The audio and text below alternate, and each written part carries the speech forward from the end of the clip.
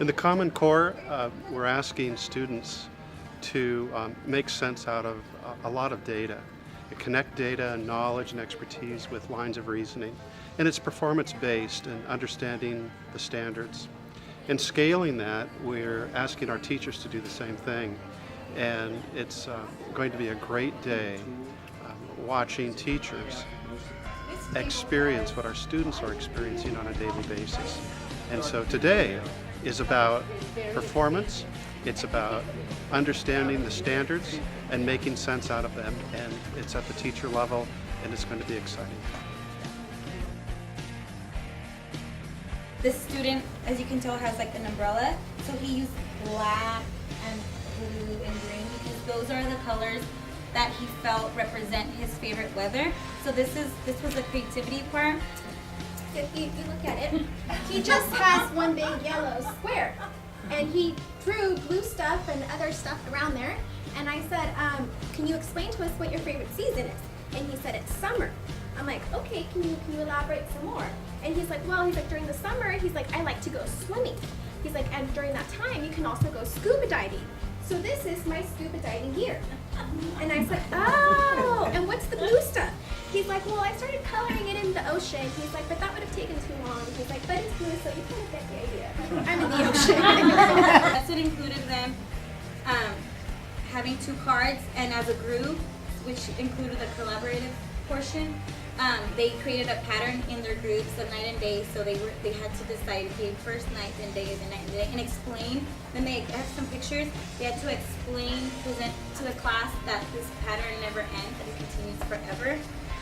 You would see the kids working at various levels in various stages, and you think, well, what's going on in here? And then when you're really paying attention, oh, okay, this group is doing research on this area, this group is working on their pyramids, this group is working on the display boards. So it's amazing to see kids work like that. And it's really difficult, especially I find as the kids get older, it's so hard because we're so used to you're sitting down, I'm the instructor, and you're listening to me give you this information. And I think there's a term for it, it's the banking method. Yes, where, as teachers, we present and we do the lecture style and we expect the kids to get it. Well, our English learners and our students with IEPs, they're not going to learn it that way. That's not the best way. So when things like she did with her projects, I mean, that's the way to go. That's the way the kids get the true experience of, hands-on learning. Seeing them walk away and seeing them really take an interest in documenting some of these things, whether it's a personal sketch, whether it's notifying somebody through a poster contest, whether it's using a tool, because they may not have the most accurate ways of doing things, but yet a tool like Dragon Speak to present their ideas, to me it's very powerful. So what is cross-curricular thematic teaching? It's a collaboration across the subject matter.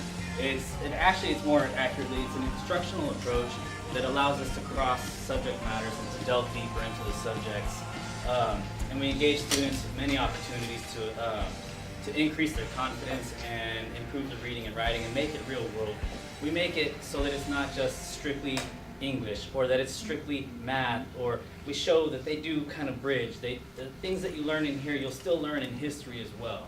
And so teacher-student relationships improve because there's a lot more dynamics, a lot more interaction going back and forth between not just one teacher, but two teachers. Sometimes the students may work well better with a different teacher. And so we can kind of team teach. Maybe I can't reach the student on the subject, but maybe he can in the other period. So. Forward learning, because a lot of our students, they see Laton as, oh, it's sucky Laton, it's so small, you gotta go to Hanford or Fresno to do something cool. And this is really just to turn the lens to say, you can study your own experience. Why can't we be in academia? Why can't we be in books as well? Los Angeles was the largest Spanish-speaking urban area in the 19th century besides Mexico City. So we're going to be unpacking some of the facts to really try to understand, what this means. Because so far, even the kids who don't know Spanish know at least the Spanish backwards. You're gonna end with this, okay? The only way to do that is to fold along these lines. So you're gonna fold along the length of Different crease, so you'd be able to fold along.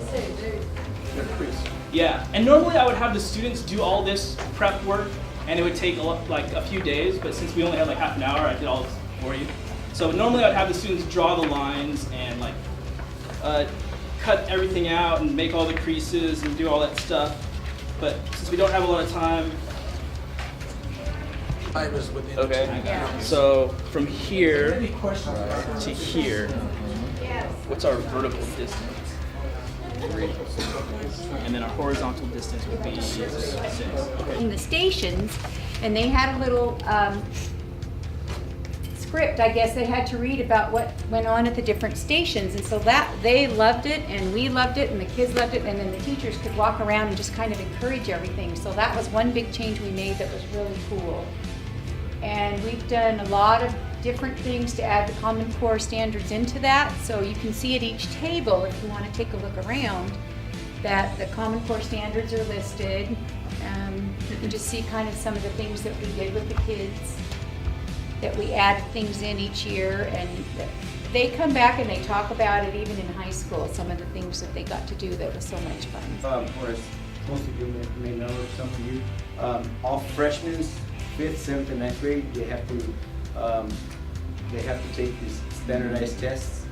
And I think more and more now kids, they have a hard time with upper body strength, doing push-ups, and you know, I know kids, since they're always worried about what others think, and for every test that I do, I like to give them their own personal space. For example, like the girls, I'll put up some mats so they can go step on the scale, and if they feel comfortable taking a peer with them, they can. If not, you can just go and step on it yourself. Went into Google Slides and it just came up with, I usually do about 8 words, just came up with 8 different slides so that the students could kind of fill that stuff in. On the internet, they have all sorts of resources in Google Images, and they can just easily get stuff there. I have not yet had a student tell me, oh yeah, I lost the paper since I've done this. Okay. There's been 2 particular exhibits that I really liked during today. The first one I liked was with Mr. Pauls, and the program was around the literary and the historical aspects of project learning, and I really appreciated how they blended the 2 together. The second exhibit that I went into today had to do with the My Life and the students that are involved with that, and how they are creating an environment of a business world and making the connections between the native Spanish-speaking class and the My Life class, and making the transitions within that classroom, I thought were very innovative and creative on the part of the teachers. My first favorite workshop that I attended today was Mr. Ducharme's, Mrs. Ornisorgan, and Ms. Bedoyan's presentation on the water cycle. It was fascinating to see how they engaged the students in learning about water, the water cycle, how it's contained. And what I found so fascinating as well was the fact that they took the students on field trips to teach them about, you know, what they were learning in the classroom. I also enjoyed listening to Mr. Ducharme. He was very thorough in his explanation and how he taught the students, and how he took them on these tours. That was very insightful. And then the other presentation that I really enjoyed was Mr. O'Reek's, Ms. Chamberlain's, and Ms. Milam's presentation. They did a presentation on animal domestication, and I really enjoyed it. I learned so much from them. I didn't want it to end, and so that's why I have to say that I really enjoyed it, because I just wanted to continue. I wanted to keep learning about the different breedings, and then just like the laws behind animal domestication and breeding. And so that's pretty much it.